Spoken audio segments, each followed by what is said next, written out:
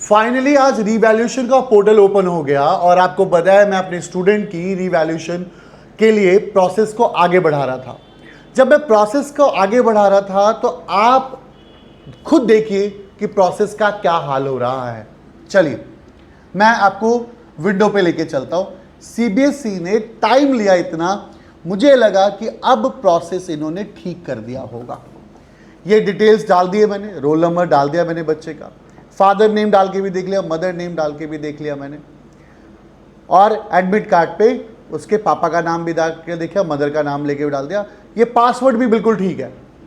अब पासवर्ड ठीक है, नेम भी डाला बच्चे का, डेट ऑफ बर्थ भी डाली, आधार कार्ड नंबर भी डाल दिया। इसके बाद मैं कैप्चा भी एंटर कर लेता हूँ, GLF6DF,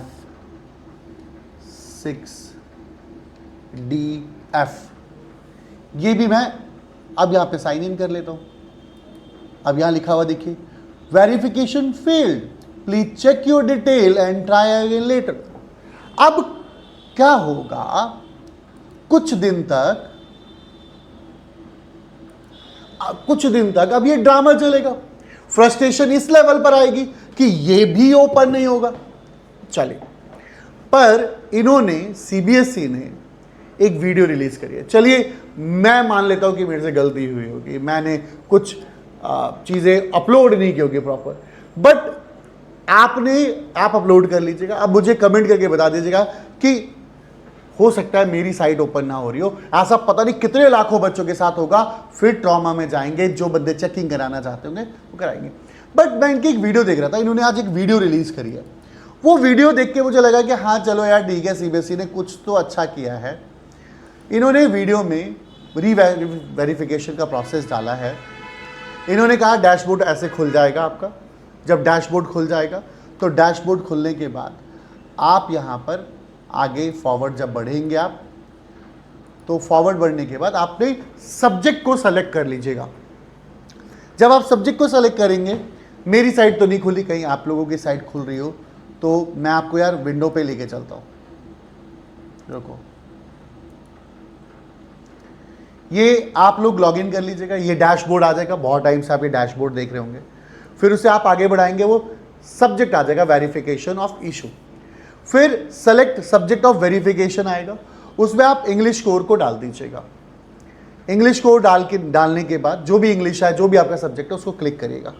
जब आप उसको क्लिक करेंगे और आप उसे फॉरवर्ड करेंगे तो यहाँ पर कुछ ऑप्शन खुलकर आएंगे, जैसे example missing pages, map missing, supplementary copy, graph missing, answer book does not belongs to me, evaluate with wrong set. ये सब चीज़ें लिख कर आएगी और एक सब्जेक्ट के 100 रुपीज़ है, जैसा आपको पता है रिवैल्यूएशन में। अब आप यहाँ पर आगे के ऑप्शंस को क्लिक करेंगे। जब आप आगे के ऑप्शन को क्लिक करेंगे तो मान लीजिए आपने मिसिंग प्लेस क्लिक कर दिया, तो मिसिंग पेजेस में आपने डाला कि ये पेजेस मेरे मिसिंग हैं, ये ऑप्शन डाल देंगे। आपको फिर अगला ऑप्शन देगा कि मान लीजिए आपकी सप्लीमेंट्री कॉपी मिसिंग है, तो कौन कौन से नंबर की सप्लीमेंट्री कॉपी मिसिंग है वो नंबर डाल देंगे आप लोग। आप उसके बाद ग्राफ मिसिंग है, ग्राफ मिसिंग आएगा। ग्राफ मिसिंग आया तो कितने, मतलब हाउ मेनी एक बार पेजेस हो गया, कितनी सप्लीमेंट्री कॉपी जो है आपकी मिसिंग है। फिर आप ग्राफ मिसिंग डाल दोगे कि हाँ मेरा ग्राफ भी मिस है। इसके बाद मैप मिसिंग, ब्लड कॉपीज है तो ब्लड कॉपी कहाँ से कहाँ तक मेरी ब्लड कॉपी है। Answer book does not belongs to me, आप ये कर लीजिएगा। मतलब इन्होंने ऑप्शंस दिए और उन्होंने मेरा रॉन्ग सेट के साथ मेरी इवैल्यूएट कर दी कॉपी। इन सब करने के बाद यहाँ पर ऑप्शन खुल के आ जाएगा, आपने ये पेजेस सेलेक्ट किए हैं, ये मिस आपने चीज़ें डाली हैं, और आप इसे freezing proceed with the payment, आप इसे आगे बढ़ाएंगे।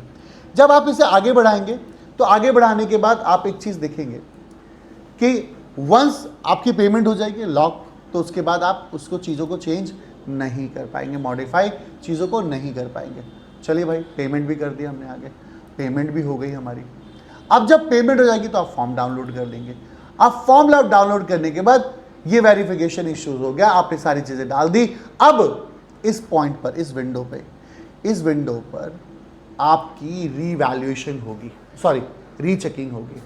रीचेकिंग होने के बाद फिर आप दोबारा विंडो पर आइए। उसके बाद का ऑप्शन क्या देंगे वो लोग कि भाई आपने इंग्लिश का डाला था, अब रीवैल्यूएशन का रिक्वेस्ट डालते हैं।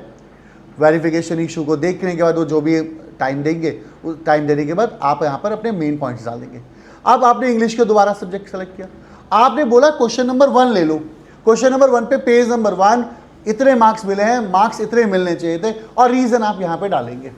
जब आपका रीवैल्यूएशन प्रोसेस यानी रीचेकिंग प्रोसेस हो जाएगा, तो रीवैल्यूएशन प्रोसेस में ऐसे क्लेम करेंगे आप, क्वेश्चंस को इस तरीके से क्लेम करेंगे, पूरा डिटेल्स में आप इसे समझाएंगे और फिर ये डिसाइड करेंगे और ये फिर अपना आंसर लेकर आपको बताएंगे कि ये रीज़न है, नहीं जो भी डिस्क्वालीफाई करेंगे, जो रीज़न डिस्क्वालीफाई करेंगे, ये सारी चीज़ें डिस्क्वालीफाई करके रखेंगे। बट इन सब के अलावा एक मेन मुद्दा है कि स्टिल इतना टाइम लेने के बाद 13 तारीख हो गए, 13 तारीख से आज हम 2 जून पे बैठे हैं। क्या ये इतना बड़ा इशू है? क्या हमारे भारत देश में अभी भी इतनी बड़ी प्रॉब्लम है कि ये सारी चीज़ें नहीं सुधारी जा सकती? ठीक है, स्टिल अब आपके अंदर, इसके अंदर भी नए ड्रामे निकल के आएंगे, इसके भी अंदर नई नई चीजें निकल के आएंगे। अभी मुझे पता नहीं क्या क्या चीजें निकल के आती है। आप इस तरीके से रीवैल्यूएशन प्रोसेस कर लें, और रीवैल्यूएशन प्रोसेस को ध्यान से करना।